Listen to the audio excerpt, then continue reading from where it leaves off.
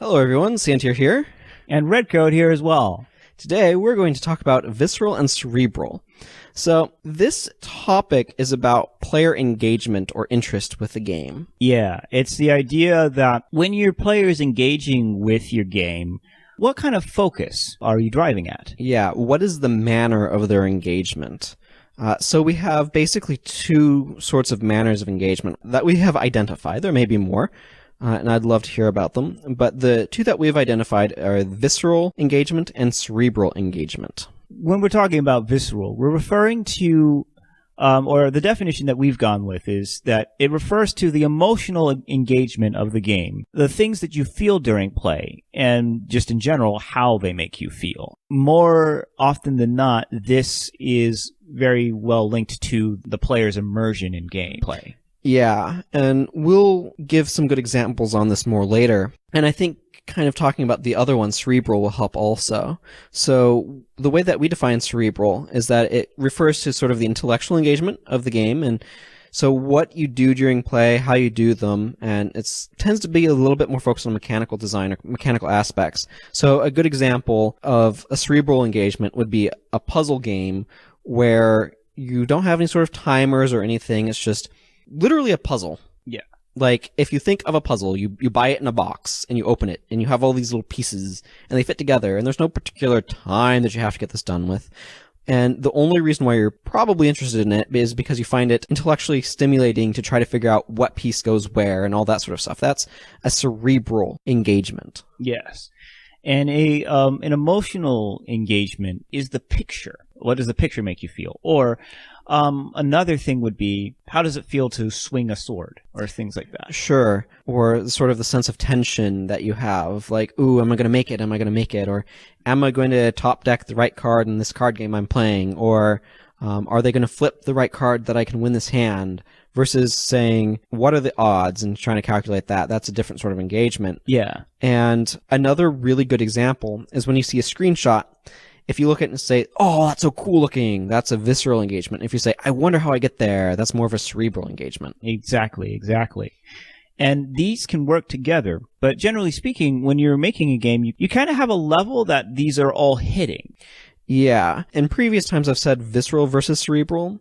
And in thinking about this more, I've realized it's not a scale from one to the other, right? You're not more visceral or more cerebral. It's how much you're engaging in any particular given way. And sort of, you're looking more at the grand ratio of the engagement that the player's experiencing. And you also kind of have to take in mind what expectations the player has. What is the player expecting from your game? Are they expecting an experience that is cerebrally engaging to them, or are they expecting one that's viscerally engaging, where they go in for it for the sort of the experience of it? This feels kind of like a weirdly backwards example, but a lot of art house films, people will go to watch not so much for visceral, but for the cerebral engagement of like, what are they doing? What sort of techniques are they employing? What are they trying to accomplish with this, right? Where they're connecting with it in the way that they're thinking about it and mulling it over and analyzing it. Yeah. Versus like a blockbuster where it's more of a visceral thing of like, oh, look at how well Captain America's punch hits, and oh, look at this moment, isn't it crazy? And things like that. Oh, yeah, it's like, just quickly on the film topic, actually, it makes me think of like a Jackie Chan film. It's a visceral experience because you're watching it because you want to see Chan do what Chan can. You want to see Chan do the stuff, and you'll root for him, you'll laugh with him, you'll get all of these emotions while you're watching him go. As opposed to, say, Bridge of Spies, I think, is a good one. I mean, there's still an emotional hook in that film, but there's an emotional hook in almost every film. Yeah, and that's the thing, is you tend to want to engage some amount on both. But when you're watching that film, you are engaging with it cerebrally because you're following the plot, and you're following the characters, and thinking about the whys of what they're there for, and then also getting that realization of that this is a historical story, and then the thoughts that roll off of that. It's something that makes you think more than it makes you feel. Yeah, and it should also be noted that games will propose various amounts of bait, for lack of a better word, of engagement, but players can choose to engage in different ways. Somebody could go to see a James Bond movie with the intention of intellectually analyzing what's going on with the plot. Critics will often be cerebrally engaging with films, actually. Yeah. Is kind of a really good example that way, where it might be intended to be more of a visceral connection, but they're needing to engage in it cerebrally.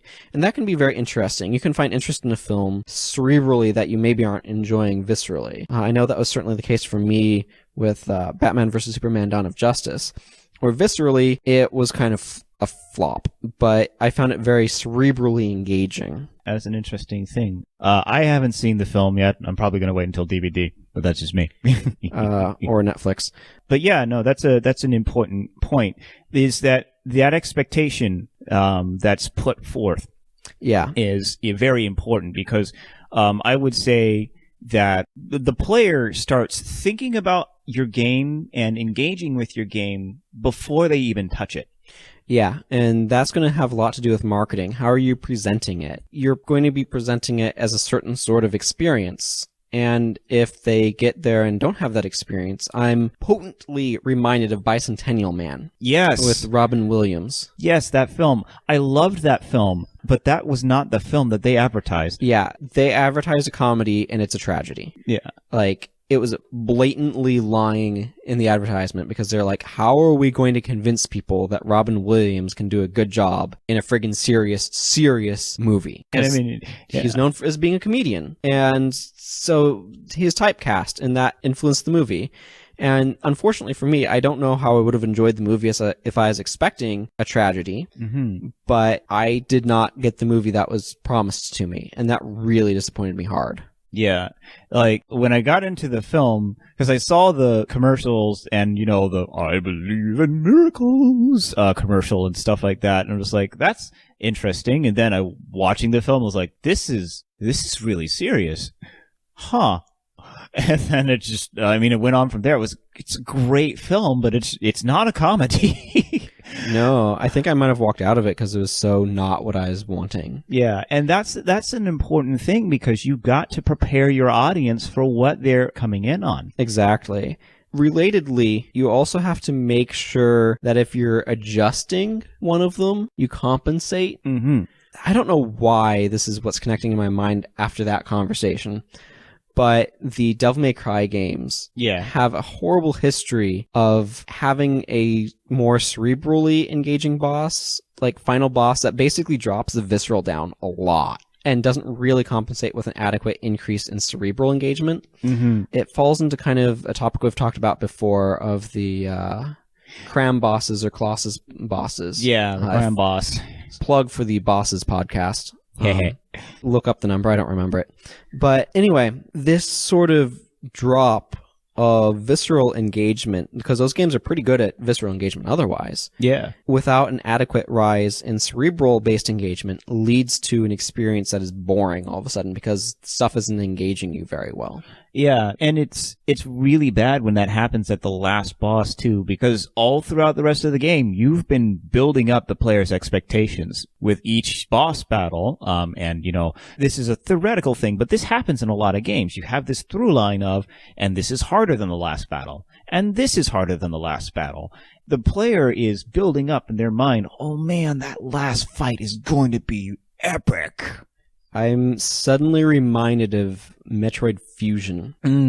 When you have the fight with SAX, and it's super intense, super hard. Yeah. And then you get to that Metroid at your ship when you're trying to escape, and it's completely pales. Yeah, it just kind of dies. Yeah, it just kind of dies, like you said. And it's just like, it feels like it's supposed to be the final boss is this crazy, super powerful, like, Metroid thing, or X-Parasite, or whatever it was. I don't remember, it's been a while. But it just is so much less than that previous battle you'd been in. Yeah. And I mean, I know a part of it is, and this is something that can come up in a lot of things where you have that hero's journey thing going on where your character's getting like really, really powerful and stuff. Sure. And then in the service of saying the character has reached the pinnacle or, you know, reached that point of success, then it gets mechanically shifted so that that last fight is no longer a challenge. Instead, that last fight is more of almost a cinematic experience. Yeah. It's actually very interesting to think about. This is a slight tangent, but the rival character as a thing that you battle. Think in DMC or other Devil May Cry games where you fight Virgil. actually in all of them, they have, well, okay, except for 2, we don't talk about 2. But Devil May Cry 1 had Nello Angelo, who was basically another version of you. It's been hinted that he's Virgil. I don't actually remember everything about that. But and in Devil May Cry 3, you have Virgil. Yeah.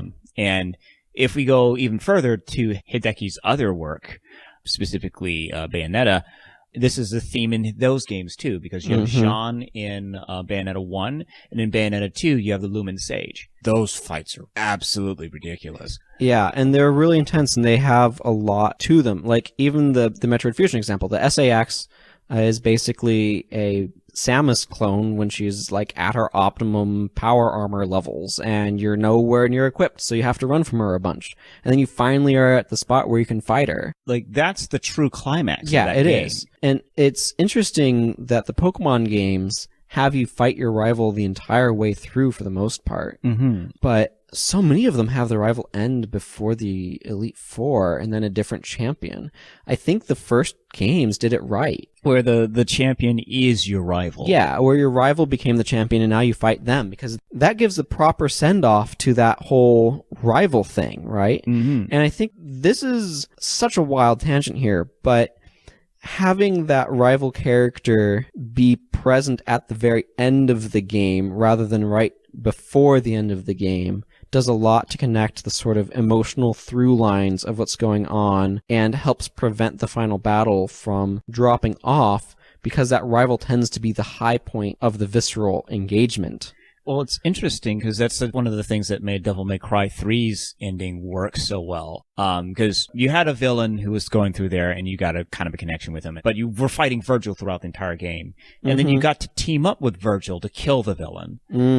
And then, after all of that, Virgil's like, sorry, but I'm still a bad dude, and I still want that freaking amulet that I've been trying to get this entire time. Yeah, it's more like, well, this guy's the bigger threat right now. Yeah, and so then you fight him, and that battle is a great climax. It's a great climax to that. Yeah, and they put the sort of highest point of visceral engagement at the proper spot in the game. Yes. And that's something to really kind of think about, is how are you balancing out your engagement levels so that the player has something that they're engaging with at each point. And when you have the intensest part, you've built up to it properly. Yeah. It also makes me think of, on the cerebral side, specifically things like Professor Layton.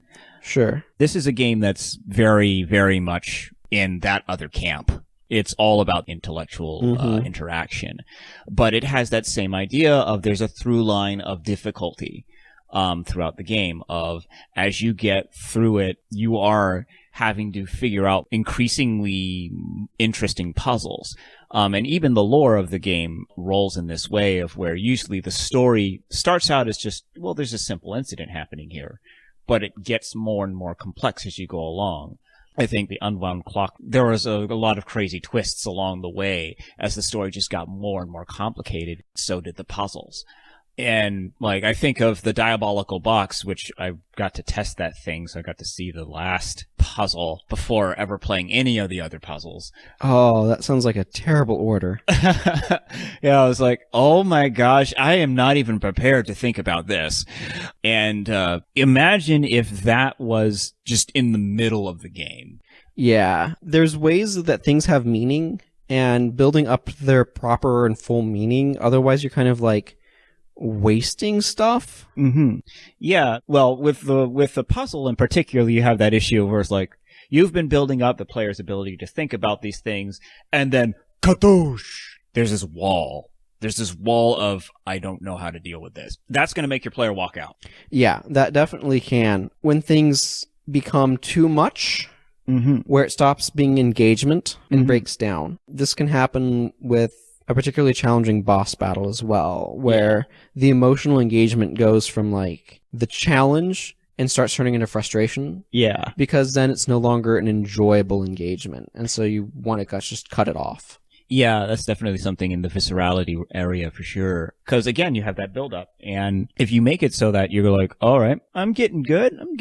And then suddenly, this is gonna kill you, and you actually have to beat this, and you have not been prepared for something like this. Yeah. And now I will say that I think the rage quit is a visceral reaction. It is. It is. And I don't think if you're rage quitting from a cerebral thing, that's because some other aspect of you has taken over. But it's interesting to think about how you need to make sure to prepare on the cerebral side too. Like, there's preparing the emotions. Like, if you have the story out of order in the wrong way, where it makes it so that way things that have potent meaning haven't had that meaning built up where it's meaningful. That means you can lose that moment. Like, imagine if Final Fantasy VII started at Aeris's death. There's like, Aeris died. And you're like, who's Aeris? Exactly. It's like, okay, sure. This is like every video game ever where it's like, person I don't know dies. That makes the main character who knows this person care. But you're like, I don't. Yeah, and, well, it's an interesting point because there's, I think to The Watchmen, because that's a film that one of the principal characters dies at the beginning and you have no idea why. But it's all about the structuring of it, right? Because the thing that makes that so interesting is that as you go along, you learn all of these things about this character that at the beginning you're like, oh, he just died and I have no idea why I should care. And then as you go along, it's like, oh, he's really important. But what does it mean? Yeah, it's a way to make that death cerebrally engaging. Yeah, but definitely with Aeris's death was definitely, I feel like it was a bit more of a visceral thing in my opinion. No, but that's what I'm getting to. Yeah. You need to build up to make that meaningful. It's like Up. The beginning of Up, where you can't just have an old man who's lost his wife and is super sad about it. It gets the audience to care, and that's that visceral engagement. It's engaging in the audience's emotions. Exactly. And it makes it a visceral experience rather than a like, okay, why do I care experience. That's exactly what I'm getting at here with visceral needing to have the proper ordering to build things up in the right way. Yeah. That's why you have to make sure that stuff happens at the right spots. Like when you're making a game and you have that rival battle, having those battles tend to be the most mechanically interesting battles. They tend to be the most visceral battles. Yeah. And spacing them out properly and making sure that the game ends in a way that you feel like the final battle is a rival type of battle. Yeah. Is a very powerful visceral engagement technique. Most definitely. It's one of those things, it happens a lot, too, like more than I think it should, is that you get to know a lot of things throughout the game, and you get to know a bunch of different characters, but when you get to the end, the things that you know have already reached their climaxes, and then just something completely new, and you have no investment in, shows up. Yeah. The example that comes to mind right now is Starfox Adventure. Yeah. Oh boy, that one is, it's the spotlight on that issue. Yeah, like just, you've been playing this game that's basically Legend of Zelda with a foxy main character. And more of a sci-fi trappings. Yeah, I wanted my blaster so bad. But I digress. It was Star Fox as Spaceman Spiff, examining a new planet and doing some interesting things. And, you know, you had all that puzzle aspect, you had that Zelda thing, you get to the last boss, and you've been waiting for this. You've been waiting for General Scales. He's been touted, he's done all sorts of horrible things. Then you get to the fight, and it's so hilarious, because you're about to fight him. Yep. And then it says, no. Nope. Andros time. It's like, it's Andros. It's like, but you weren't, where were you? You were nowhere in this game. Oh, they shoehorned him in so hard. And it was just like, that was messing up pretty hard on the visceral aspect of things. And not to mention, in some ways, the cerebral, because they could have made Andros, like, you get some weird point of view stuff, maybe things with him, but they really could have worked on that to make that a point of cerebral engagement. That's kind of something that highlights the ability of a game to kind of play on both axes, right? There's a lot of games that will do this sort of thing, where there's aspects that are cerebrally engaging and aspects that are viscerally engaging. Dark Souls tends to do this rather masterfully, where you have, how do I open this door? How do I figure out my way through this map to get to this door that says open from the other side? Or how do I get to that piece of treasure that I see up on a ledge? You're just trying to figure out how to puzzle things through, but then the combat is very visceral, and sometimes those moments of like, oh, that's how everything connects up can be very viscerally rewarding also. Mm-hmm. And then there's other types of games too that do this sort of thing. We have a term called upgrade hunters. Yeah. Other people call them Metroidvanias, but that's a little game specific. And the idea with an upgrade hunter is you're hunting upgrades. So you have a lot of that engagement from a cerebral level of, now how do I solve these puzzles of get to this location? Or I just got this new item. Where do I apply it? Yeah. Can I remember where to apply it and that sort of thing? But then you have these viscerally engaging enemy battles and boss battles and stuff. Yeah, because your cerebral engagement is deciding where you need to go, how you need to get there, and remembering all of those different locales. And your visceral engagement is, as you're getting there, you're going to have to deal with things along the way. And it usually is a cerebral experience to get to the location, and then a visceral experience with usually a boss or something. And then you get the new item, which gives you the, oh, so I can do this now. What's my new destination? And the loop continues. Yeah. So I think that overall covers most of what we wanted to say. Just make sure that your engagement levels are high enough. Remember that you're going to set expectations through how you're presenting the game before your players even touch it. You can shoot yourself in the foot this way with poor advertising, like, say, Bicentennial Man. Yep. And if you lower the engagement on one of the scales, you need to make sure that you compensate on the other one. Yeah, that's definitely key. Like, if the overall level of the engagement is at a certain ratio, you want to at least preserve or stay near where you're rising to, I guess. Yeah, and just to borrow some terminology from our vernacular's vernacular, you tend to build up visceral stuff with tense obstacles. Cerebrally engaging relaxed obstacles can be a way of providing engagement while lowering tension, which can be very important for kind of the game flow and how the player's engaging with things. Most definitely. It's stop and think moment. Yeah. So with that, I feel like, yeah, we have covered this one, definitely. I'd like to, first off, I haven't done this in any of the others, but I want to tell you guys, thank you for listening to us. Indeed. Yeah, it's a cool thing when you got people listening to you. I mean, there aren't very many on right now, but every once in a while I see a view. I'm like, thank you. Indeed. Thank you very much. And feedback is always welcome. Yeah. As with you listening to us, you're completing the creative circle of, we make a thing, and then we have somebody take a look at it and appreciate it, and that makes us feel all warm inside. Yep. Thank you very much. And this is Santier signing off. And this is Redcoat signing off. Play the games you want to play, boyos.